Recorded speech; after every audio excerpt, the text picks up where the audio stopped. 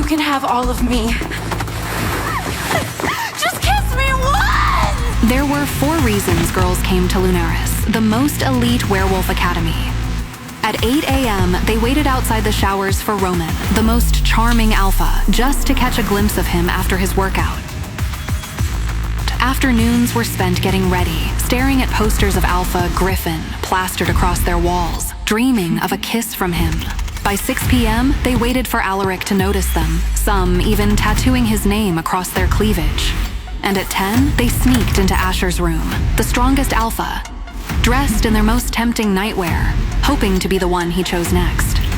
Everyone wanted the 4 cardinal alphas. It was a matter of pride. That was what Lunaris was about, being chosen by the 4 godly alphas. Every girl was obsessed with them, everyone except me. I kept my distance, made it obvious I wasn't interested. I thought that would be enough to keep me safe.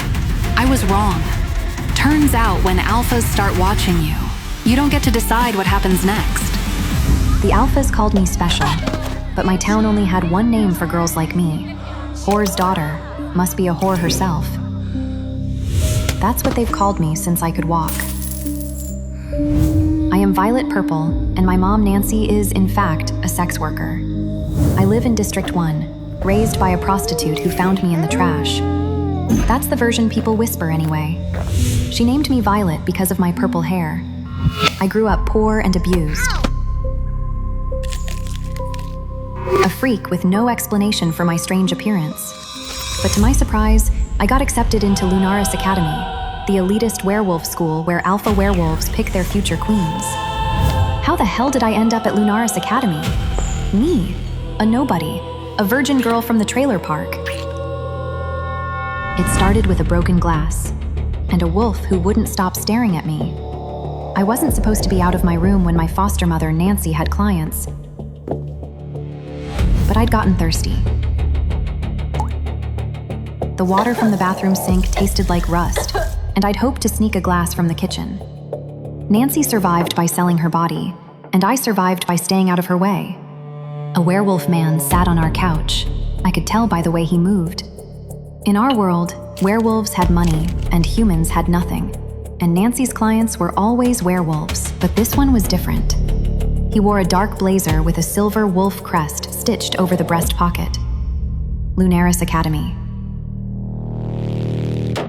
He saw me and froze. His drink hit the floor. Amber liquid spread across the stained carpet, but he didn't notice. His eyes, glowing faint yellow, locked on me with something I couldn't read. Recognition. What is that? He breathed. Nancy looked irritated. That's Violet, my foster kid. Go back to your room, Violet! But the man grabbed Nancy's wrist. Where did you get her? Foster system. Government pays me to keep her. Why? What's wrong? He didn't take his eyes off me. Look at her hair. Look at her eyes. They're unnatural. She doesn't belong here in District 1. I pressed myself against the wall. Unnatural. I'd heard that word before. Nobody could explain my purple hair. It wasn't dyed. It grew that way. And when someone cut it once, it grew back the same. Nancy's expression shifted from annoyance to calculation. What are you saying? There are opportunities for girls like her. Nancy's eyes narrowed. Opportunities? At Lunaris. My stomach dropped. Nancy scoffed. That school is for bloodlines. Not anymore. He said. They're inviting human girls. Scholarships, public competition. They're looking for compatibility. Compatibility with who? With the 4 cardinal alphas, the most powerful alphas in the realm. Even in District 1, everyone knew those names. 4 wolves born under the same moon. 4 future rulers. If she ranks well, she won't just get an education. She could marry into power, into money. You'd be taken care of. Nancy glanced around the trailer, at the peeling wallpaper, at the sagging couch, at her own life. How much? No money up front. But if one of them chooses her, You'll never have to do this again. He was talking about selling me for marriage. Nancy studied me like I was an investment, calculating whether I was her way out. What would she have to do? Nancy asked. Attend. Compete. Be seen. And if she fails? Then you've got one less mouth to feed. My blood ran cold. He stood, smoothing his Lunaris blazer. I'll send word. He left. Nancy turned to me, like she was staring at a lottery ticket she wasn't sure she deserved. You heard all that? She asked. I didn't answer. Go to bed, Violet. I lay awake, staring at the ceiling, trying to convince myself it was just talk. Just another wolf with big promises. Nancy thought the decision was hers. It wasn't. I didn't know that while I was lying there. Someone at Lunaris was already making the choice for me. The werewolf from Nancy's trailer stood rigid in a dimly lit office inside Lunaris Academy. Behind a massive desk sat a young man in an all-black Lunaris uniform. His posture was relaxed, but there was nothing casual about him. Dark sunglasses concealed his eyes, even indoors. His body was honed to be a weapon. This was Asher Nightshade, the most powerful alpha at Lunaris Academy, the future ruler of the Wolf Realm. Asher asked quietly. You're certain? The man swallowed. Purple hair, gold eyes. She reacted when I got close. Silence. Then, Asher leaned back slowly. Send her file up. That's it? That's it. The man hesitated. And the scholarship? Asher's mouth curved slightly. Approve it. A pause, then softer. I'll see you soon, my purple queen. A few days later, Violet Purple stared up at Lunaris' Gothic gates. She didn't want to be here. She hated what Lunaris represented. Power, bloodlines, wolves. She couldn't explain why Lunaris Academy had offered a full scholarship to a girl from the lower district overnight. She stepped through the gates. Violet Purple? A girl with sharp eyes and perfect posture approached, tablet in hand. I'm Alice, your student guide and your roommate. Unfortunately for both of us, you're the scholarship case. Lower district. No lineage, no pack affiliation. Human? Violet stiffened. You forgot poor. Alice looked her up and down. That part was obvious. So why am I here? Alice studied her for a beat. To compete. For what? For Luna. Violet frowned. Like prom queen for wolves? Alice didn't smile. This school exists to produce one thing. A bond between a cardinal alpha and the girl most compatible with him. And how do you measure that? Ranking. Girls compete voluntarily. Voluntarily. For scholarship girls like you, it's framed as opportunity. Violet's jaw tightened. An opportunity for what? For a bond with one of the cardinal alphas. A permanent bond. Violet had heard the rumors growing up. Fated mates. A wolf recognizing the one written into their blood before birth. A pull so strong, it rewired instinct. She had always assumed it was nonsense. Sounds romantic. Violet muttered sarcastically. They reached the entrance to the main hall. Above the doors were 4 carved wolf crests. Each crest represents a house. Alice said. Each house belongs to one cardinal alpha. Why do you keep saying that word? Violet asked. They were born at the exact same moment, Alice said quietly. during a lunar anomaly. Some say the moon goddess created them to clap back at the humans. You know, after they massacred nearly 90% of the she-wolves. Violet stopped walking. Alice continued. The Cardinals were born with powers, unlike anything seen before. Powers to do what? To restore dominance. To remind humanity who leads. The air suddenly felt heavier. Roman, Griffin, Alaric, Asher. They rule this school, and someday, much more. She pushed the doors open. High above the main hall, something stirred. A massive screen embedded into the wall, glowing with shifting symbols. It wasn't decoration. It was a scoreboard, the Luna board. It ranked potential Lunas, not by grades or strength, but by compatibility with alphas. The higher you rank, the closer you get to them. Violet stared at the 4 empty thrones above the hall. And if they like what they see, they don't like, they claim, and once a bond forms, it can't be undone. Violet's pulse skipped. So whatever you do, don't attract their attention on your first day. As if summoned, a burst of reckless laughter echoed from behind. Fast, wild.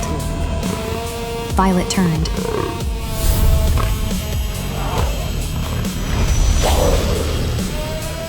And collided straight into solid muscle. She went flying before she knew what was happening. The guy's arms were around her waist, steadying her. Well, hello there. Look what fate just delivered. Her gold eyes snapped up at him. Her pulse spiked. The air trembled.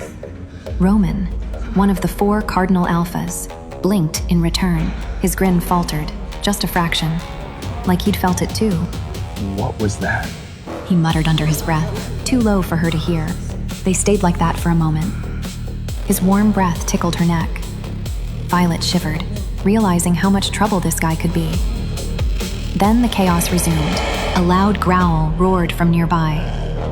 I'd love to get to know you, my purple princess. But there's a monster about to kill me. What is going on? Before Violet could even ask, the green-haired guy was running again.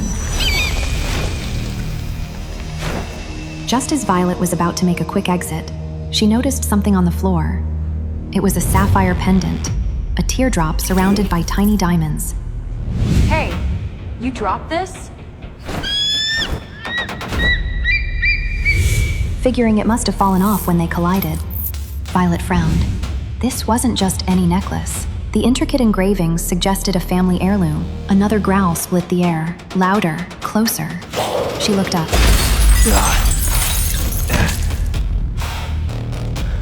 A red-haired werewolf stalked toward her, muscles coiled tight with barely restrained violence.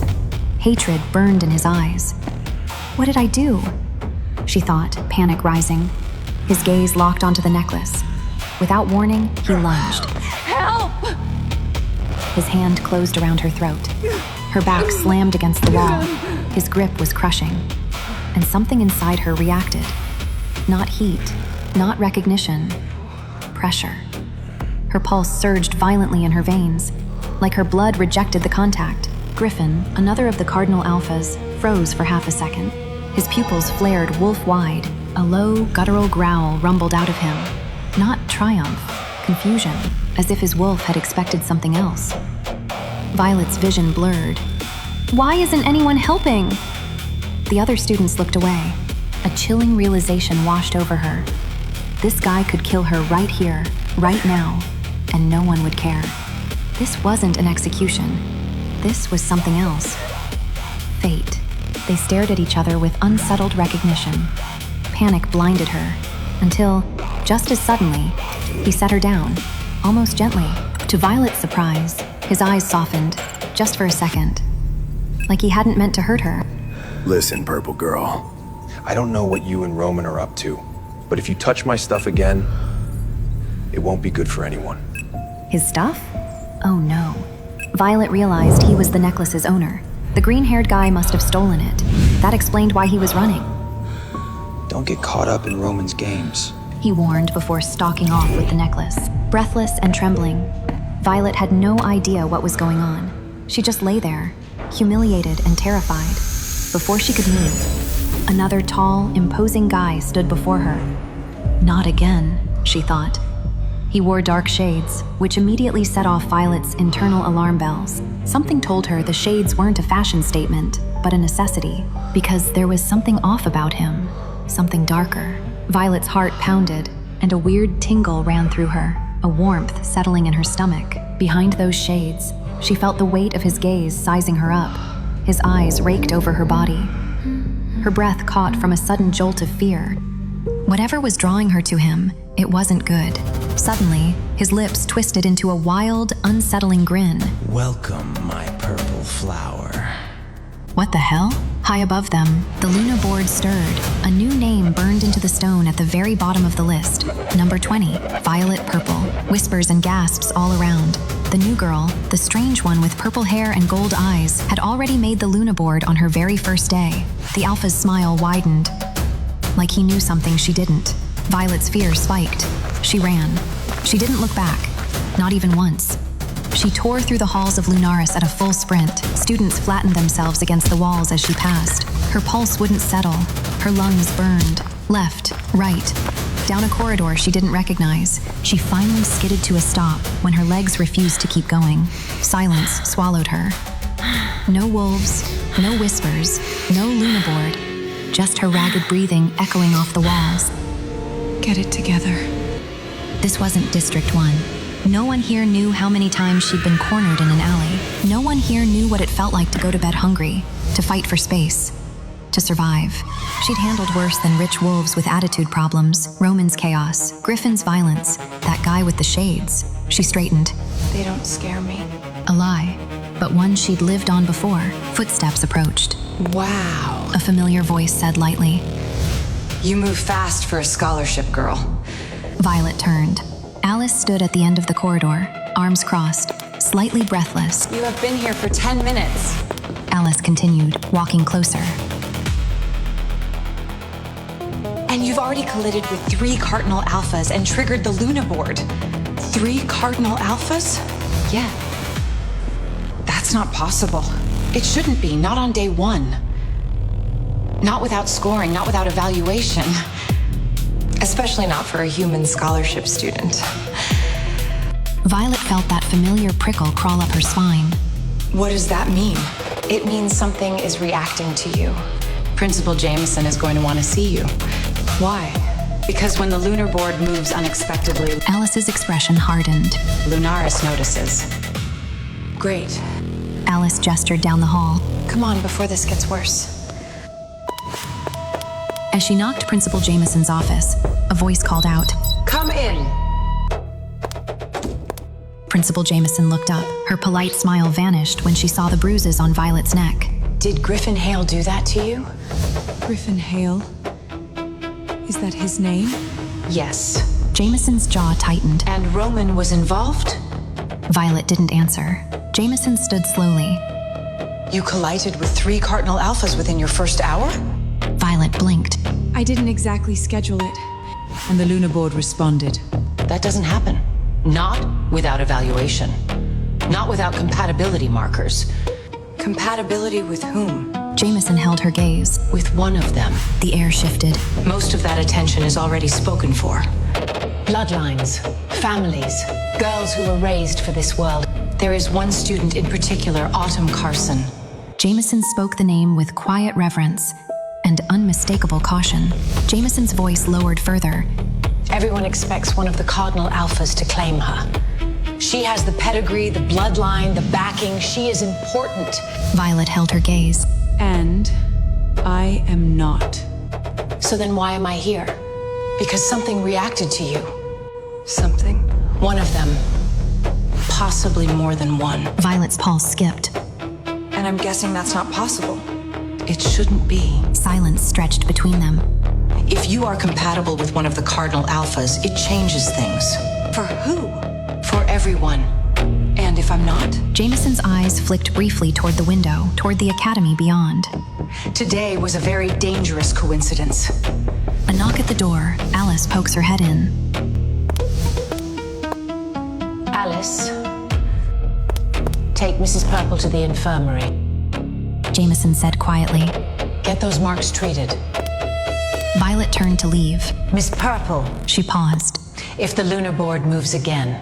Jameson's voice dropped. It's only one of them. Violet swallowed hard and left with Alice for the infirmary. As they walked through the gothic Lunaris corridors, Alice reached into her bag and handed Violet a box. That's your Lunaris welcome pack. Go ahead, open it.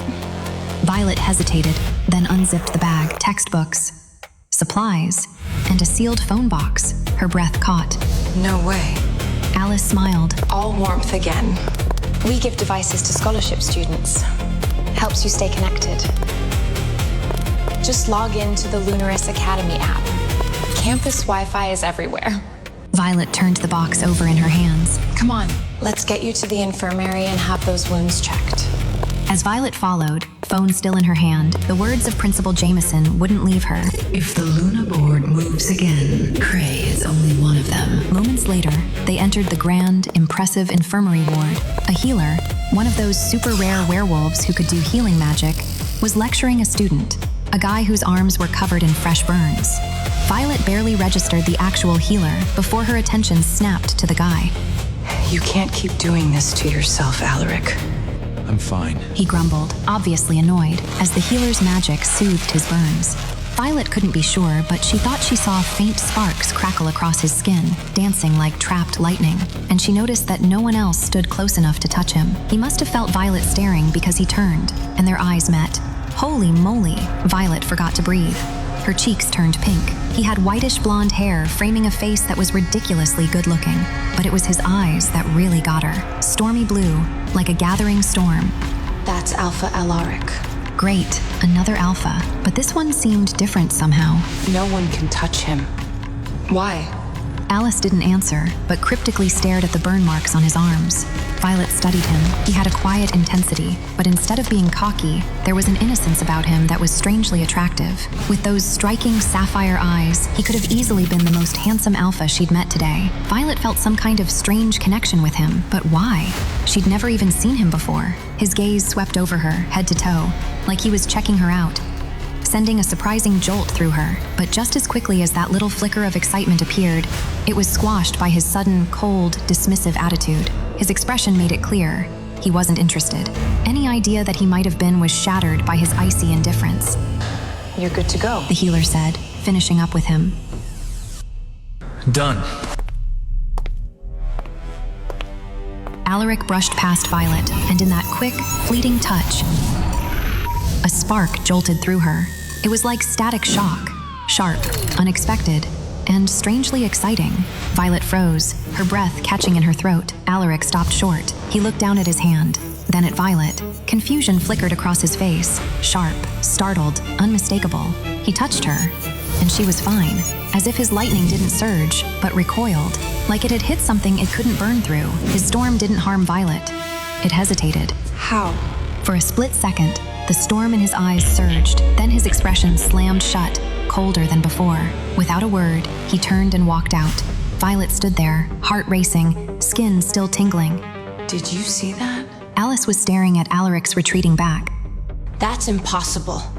What is? What just happened?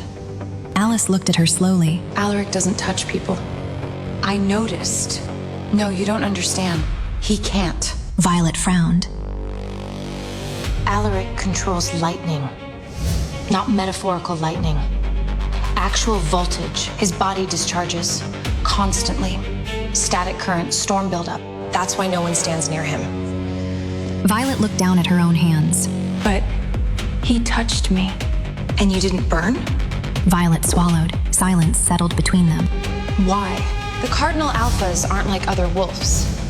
They were born under a lunar anomaly. People say the moon goddess gave them powers. Griffin has shockwave strength. He can level stone with a punch. Roman is a shapeshifter. Any animal. Total chaos. Asher. She lowered her voice. Mind manipulation, thoughts, memories, control. And Alaric. She glanced toward the door. Storms. Lightning. Energy strong enough to paralyze a room. Violet's skin tingled again. So what does it mean? That I'm... like, okay? Alice held her gaze. It means one of two things. Either you're resistant to alpha power, or you're compatible with it. The word hung between them. Compatible. Violet's throat went dry. With him? Alice didn't answer right away. That's the question. Violet wondered what it all meant. The healer interrupted. What can I do for you? Her eyebrows furrowing as she looked Violet over. You're new here, aren't you? Violet nodded. And already in the infirmary on your first day? Good luck, kid. I know. Violet whispered, her voice barely there. I know it's nothing serious. You're good to go. The healer said, handing her some painkillers, and then Alice took Violet to the dorm rooms. Welcome to West House, Violet. This is your home now, and over there are the other houses. East, South, and North. Violet breathed, staring at the impressive buildings. Human or werewolf, everyone forms packs in their houses. The Cardinal Alphas study here and run these 4 houses. Everyone else follows their lead. The West House we are in is run by Alpha Asher Nightshade. Asher Nightshade? Violet thought, intrigued. The creepy guy in the glasses? The one who called me a purple queen? The mind manipulator? Let's go meet your roommates. Alice said, pulling Violet out of her thoughts. As Violet entered her roommates looked at her with surprising eyes. No way, it's really her! One of them said, sounding shocked. Violet raised an eyebrow. Why did everyone at this school seem to know who she was? Hi, I'm Lily Fairchild. A girl chirped. It's so nice to meet you, Violet Purple. Violet blinked, totally surprised by the sudden friendliness. The grumpy one over there is Hazel Sterling, Alice said, pointing to another blonde who looked permanently scowling. When their eyes met, Violet immediately felt the dislike radiating from Hazel. Alice leaned in closer to Violet. Hazel's just jealous of you. Violet frowned. What do you mean she's jealous of me?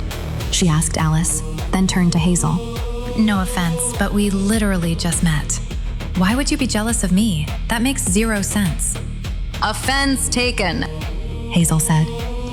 Oh, really, Hazel? Seriously? Your ego is out of control, especially after you were just gossiping about that video. Lily finally chimed in. What video?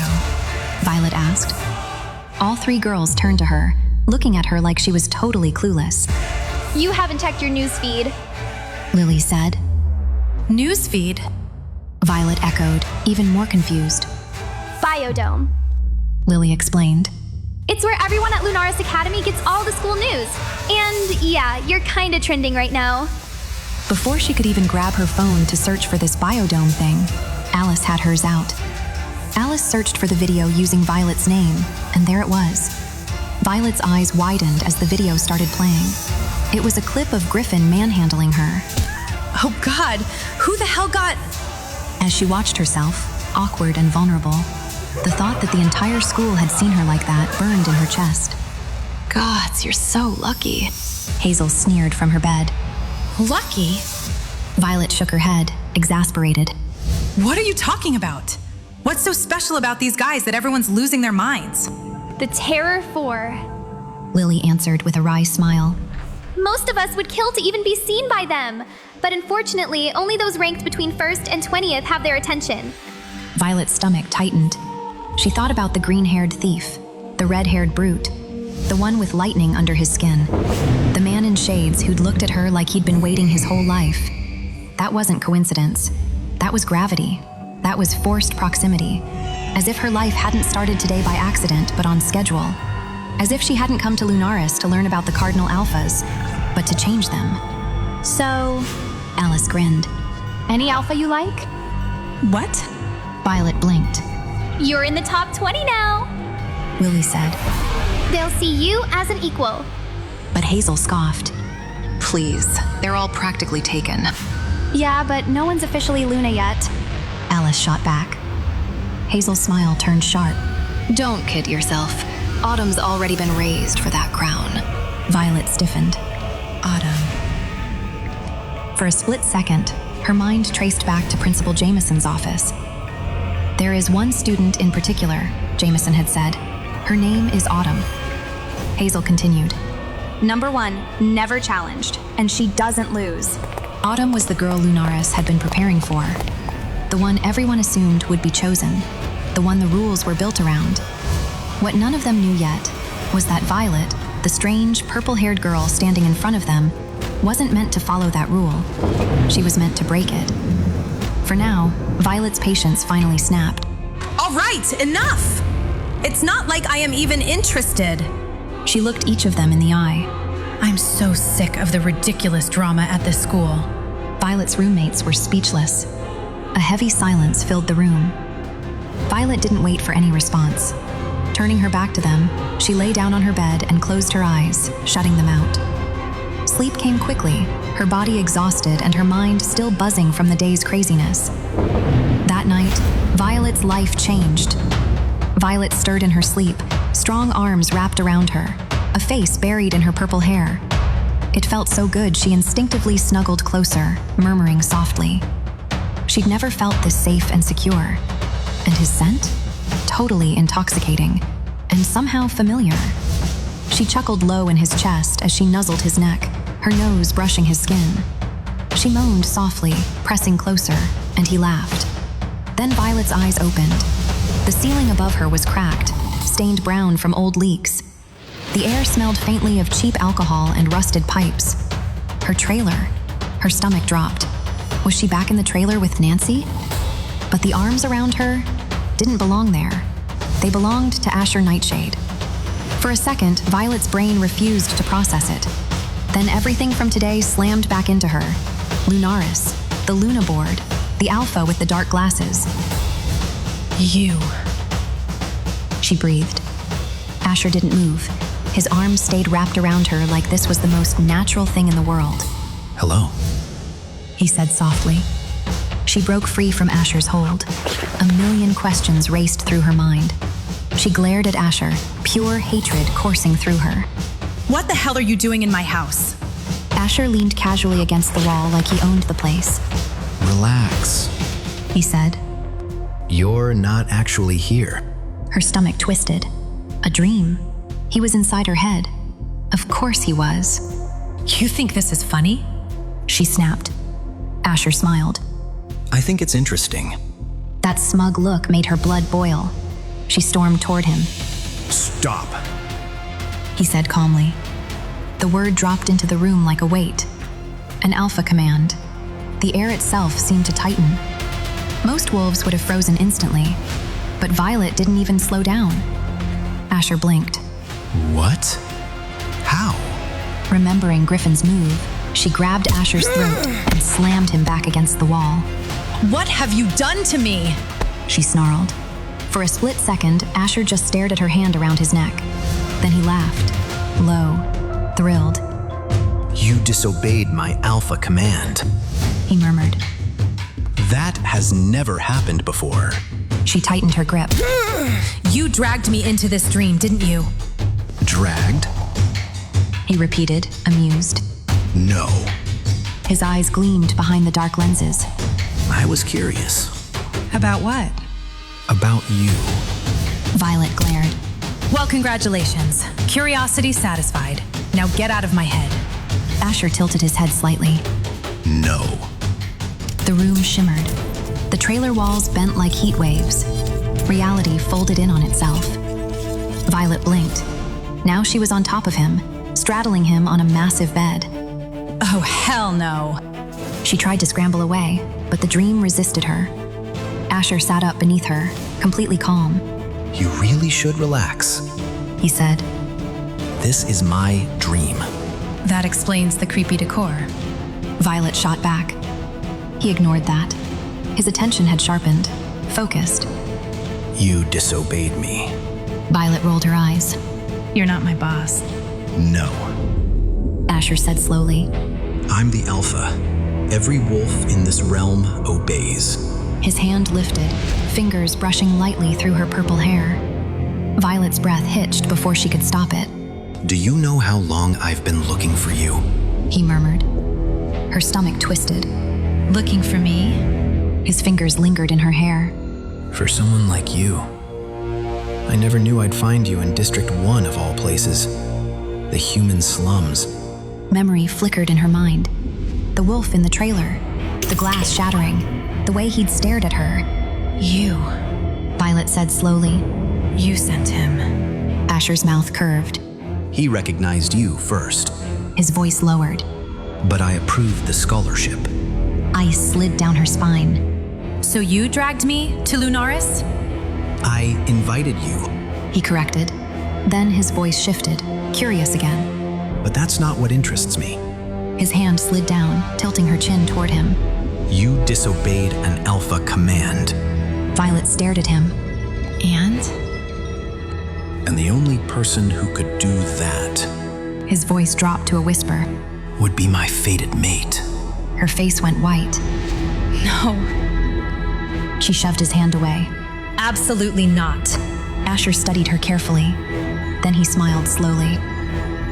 Well, he said, I'll need to examine exactly what you are. He reached behind her head. Snip. A soft cutting sound echoed. Violet froze. A lock of purple hair rested in his hand. You! Rage exploded through her. I am not your mate! She screamed. Suddenly, the dream shattered. Candles blew out. The velvet bed cracked apart into darkness. For the first time, Asher looked genuinely surprised. Wait. He said. How are you doing this? Violet tore herself out of the dream, and she felt like she was free falling into a bottomless pit. She woke up with a gasp, drenched in sweat. The early morning sun was just starting to peek through the blinds, and her roommates were still asleep. She bolted to the bathroom, her heart pounding in her chest. She needed a minute to catch her breath, to convince herself it had all been some crazy nightmare. Checking herself in the mirror, she was relieved to see her clothes were where they should be. Okay, so it was a dream. Still, a nagging feeling lingered. Something between disgusted and excited. But that worry quickly vanished when she spotted something way more disturbing. Her hand flew to her hair. A chunk was missing. She ran her fingers over the jagged edge, a cold dread washing over her. No way. Violet stumbled back from the mirror like it had suddenly caught fire. So it hadn't been a dream? But that made zero sense. Asher was playing mind games with her, messing with her head. I need to leave, she whispered. This school wasn't elite. It was predatory. A knock. Hi. Alice bounced into the room like nothing in the world was wrong. I was hoping we could grab breakfast. I'm leaving. Violet cut in. Alice blinked. Leaving? I didn't sign up to be hunted. The word slipped out before she could stop it. Alice's smile thinned. No one's hunting you. Really? Violet snapped. Because one broke into my head and cut my hair. That made Alice still. For the first time, her cheer dropped completely. You're in the top 20, Alice said carefully. So? So that means you're visible. Violet's jaw tightened. I don't want to be visible. You don't get to not be, Alice replied. They don't lose interest when you run. They escalate. Violet froze. You think staying low protects you? It doesn't. The Luna board isn't about popularity. It's about proximity. Proximity to what? Toward the Cardinal Alpha who reacts the strongest. Then I'll tank it, Violet said. I'll drop in rank. I'll make myself undesirable. Alice stepped closer again, lowering her voice.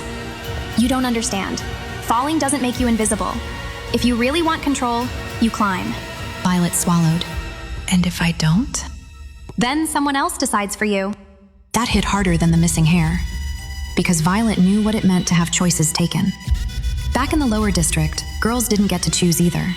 You survived by gaining leverage, or you got owned. Violet stared at herself in the mirror. Alice gently grabbed Violet by the crook of the elbow. Now, come on. Breakfast isn't about eating, she said softly. It's about being seen, on your terms. Fine, she muttered. But I'm not climbing for them. Alice tilted her head. Of course not. They both knew that wasn't entirely true. Because the ranking would keep pulling her closer, toward one of the alphas, and further away from who she was. As they crossed the courtyard, a ripple passed through the crowd. Conversations stalled. Eyes tracked her. Someone whispered her name, then corrected themselves, like they weren't sure how they knew it. Alice rushed ahead to hold the door open, dramatically sweeping her arm. Welcome to the Platinum Court, my lady. Violet stopped, raising an eyebrow. Platinum Court? That's what us Lunaris kids call the dining hall. Alice winked. You'll see why when you get inside. Violet hesitated, an inexplicable sense of dread tightening in her chest. Like stepping through that door meant stepping deeper into something already in motion. She didn't know who was pulling the strings. She only knew this. Whatever she'd triggered at Lunaris yesterday, it wasn't done with her yet.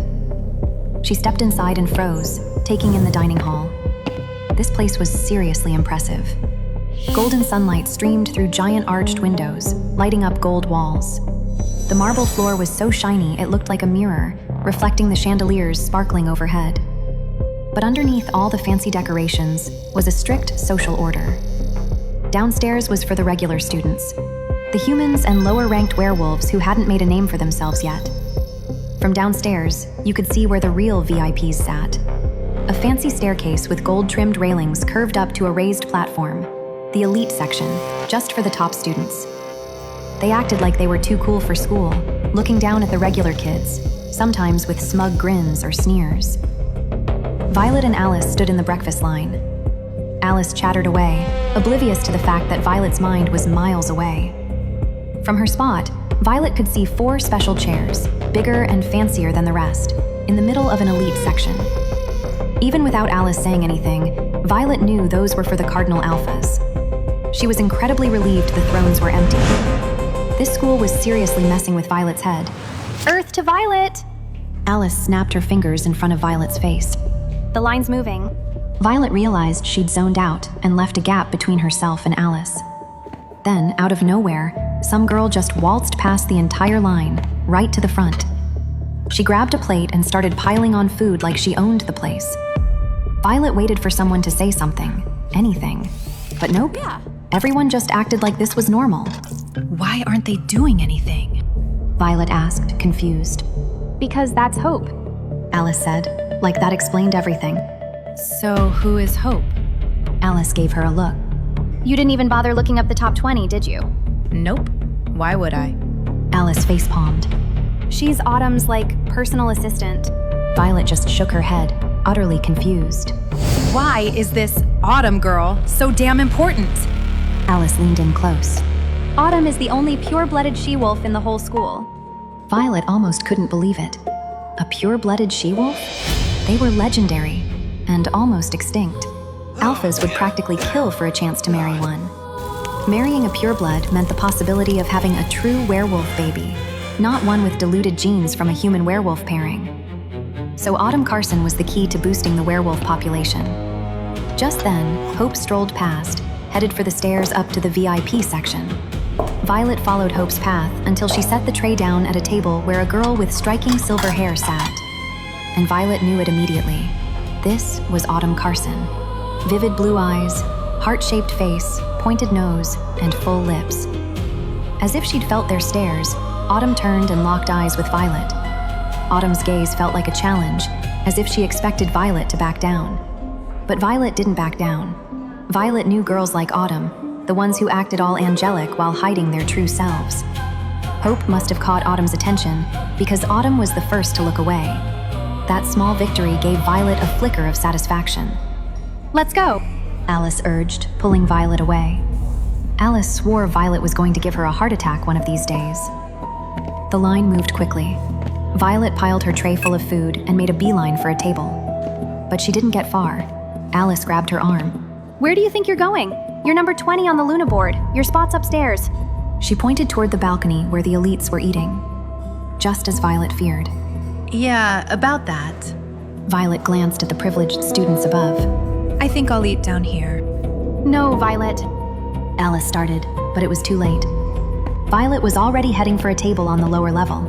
But the second she sat, the entire floor went silent. Every single eye was on Violet like she'd just broken some major rule. Great. Violet muttered. More weirdness. What had she done in a past life to deserve this? Suddenly, Alice's panicked cry pierced the air. Violet, look out! Just in time, Violet dodged an attack from behind, her breakfast crashing to the floor. What the hell? She snapped. Violet looked up to see a girl glaring down at her, pure disgust twisting her features. So this is who they replaced me with? The girl spat, pointing at Violet. Then it clicked. This girl was the previous number 20 on the Luna board, the girl whose spot Violet had taken. She is sitting downstairs. fucking rules! The entire cafeteria's eyes were glued to the scene. The girl was ready to brawl. Everyone expected a fight. Phones came out, ready to record the drama. Violet knew the elite students upstairs were watching, waiting for her to snap. She wouldn't give them the satisfaction. She calmly brushed croissant crumbs off her clothes. Then she simply turned her back, the ultimate diss, as if to say, "You're not even worth my time." Hey! I'm talking to you! The girl shrieked. Don't ignore me, you daughter of a whore! That stopped Violet cold. All pretense of calm vanished. That insult was a line she wouldn't let anyone cross.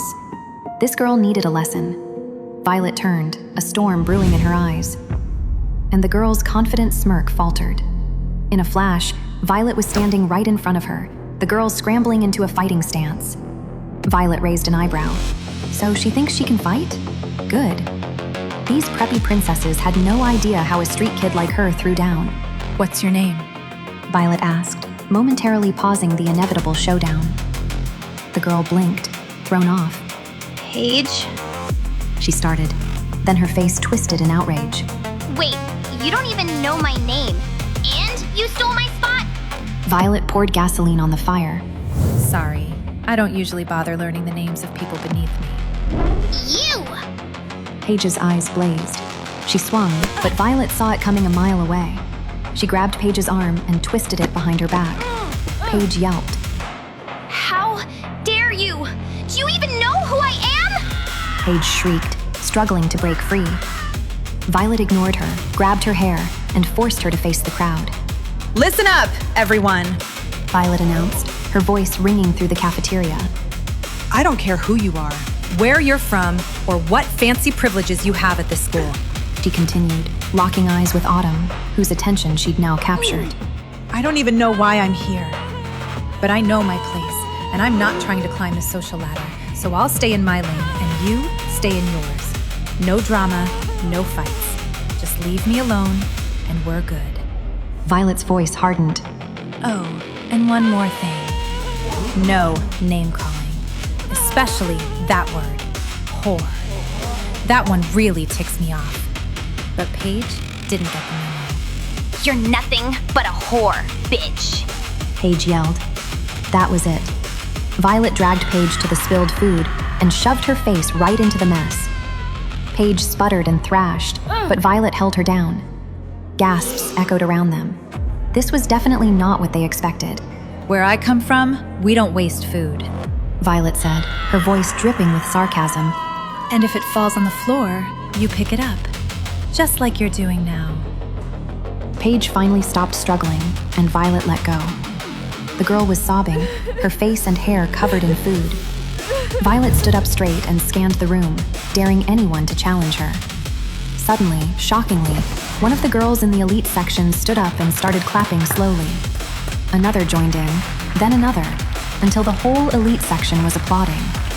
The rest of the cafeteria followed suit, and the room erupted in applause. Violet should have felt triumphant, but a wave of dread washed over her. This wasn't normal applause. There was a strange look of pride on their faces. Somehow, this twisted showdown had become some sort of initiation, and she'd passed. They were accepting her, as if she were supposed to be here. But she knew she wasn't one of them. She knew she could never be one of them. So what was happening? Everyone was clapping now, except for Autumn. She was staring daggers at Violet. Alice leaned into Violet's ear. I've never seen anything like this, Violet. Violet didn't know what she meant. Like you're special. Like you're supposed to be here. Violet didn't answer. She didn't want any of this. She didn't ask for this. She didn't ask to be the one child born to defy the Cardinal Alphas. And she certainly didn't ask for them to fall for her. She had no idea that this was destiny, that she was born for this. But she knew she wanted out. So she bolted. She had to find Principal Jameson and drop out of this nightmare today. She ran straight for the administrative floor, straight for Principal Jameson. She didn't slow down, didn't hesitate. This was ending now. She knocked. No answer. She knocked again, wondering if Principal Jameson was even there. Frustrated, Violet turned to leave, then clearly heard, "Come in." Her heart raced. This was it. She'd walk in, demand they revoke her scholarship, and Principal Jameson would do it. Violet had made up her mind. She walked in, heart pounding. She saw Principal Jameson sitting in her executive chair, back turned. For a second, Violet thought something looked different, like her build was bigger, but she shrugged it off, figuring it was just her imagination. Who else would be in the principal's chair? Ignoring the weird feeling, Violet straightened up. She cleared her throat, gathering her courage. Principal Jameson, I need to talk to you. Principal Jameson didn't answer for over a minute. An awkward silence hung in the air. Figuring she might as well just come out with it, Violet dropped the bomb. I don't want to go to school here anymore, Principal Jameson. Please, revoke my scholarship and give it to someone else. There, it was out. Violet felt lighter, like a weight had been lifted. Now, there was no way the principal could ignore her. The chair started to swivel. Violet held her breath, but when the chair finally turned around, the face she saw made her blood run cold. You have got to be kidding me. It wasn't Principal Jameson. It was Asher freaking Nightshade sitting in her chair. Asher stood, studying her. Tell me something, Violet. How did you do it? He took a slow step toward her. Last night. His eyes darkened. You pulled yourself out of my dream. He stopped in front of her. That has never happened. Asher said quietly. The only person who's ever refused me. The only person powerful enough to resist a Cardinal Alpha is supposedly a human with purple hair. Violet's stomach dropped. That means you aren't what you think you are. You're not just some whore's daughter, are you? Her jaw tightened. I don't know where I came from, Violet said sharply. Asher smiled, slow and dangerous. That's what makes this interesting. Makes what interesting? Violet asked, panic rising in her chest. Asher began circling her. One of us is supposed to marry Autumn, a real, honest-to-God's she-wolf, so that we can breed pure-blood alpha heirs. The air between them tightened as he got closer. Autumn Carson has spent her whole life believing destiny belonged to her, just because she's pure-blood, he said. But the moment you resisted my command, that destiny changed. A faint smile curved his mouth. Another step. And once the other Cardinal Alphas realize what you are, they won't let you go.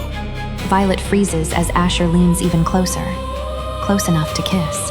So I need to claim you before they do. Violet should be panicked, but once again she's seized by that same strange feeling, torn between fear and something primal. You, my Purple Queen, he whispered, are here to take Autumn's place. Take Autumn's place? Challenge the pure-blood she-wolf. Asher called Violet his Purple Queen, but what happens when all 4 cardinals realize what she is? Will the other alphas let him keep her? Violet is supposed to be trailer trash, a nobody. So what secret is hiding in her blood? Listen to the full episodes of Wolves of Blood Moon, streaming free on Pocket FM app. Install the Pocket FM app in next 1 minute to get access to the first 15 episodes of Wolves of Blood Moon. Hurry before the time runs out. Download the free episodes now.